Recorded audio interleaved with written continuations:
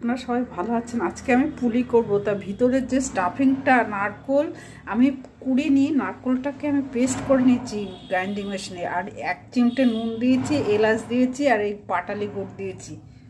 এবার এটা প্রায় হয়ে এসছে, আর এই বাটিটার মাপের 2 বাটি জল দিয়েছি, আর এরই এক বাটি দেবো চালের গুঁড়ো এই যে ডো করার জন্য। 5 মিনিট মতো লো হিটে ফুটিয়ে তারপরে 15 মিনিট মতো ঢেকে রেখেছে না। এবারে একটা ঠেসে এরকম ডো বানাবো। ডো করে গোল্লা করে নিয়েছি। এবার রুটির মতো বিলে এইটা দিয়ে, এই কাটারটা দিয়ে কেটে কেটে এবার করে নিয়ে তারপরে পুর ভরবো। নারকলের পুর দিয়েছি, আর দুটোতে এই যে কালা সন্দেশ, মাখা সন্দেশ দিয়ে পুলি করছে। জল লাগিয়ে নিয়েছে, এবার মুড়ে এরকম ভাবে করতে হবে।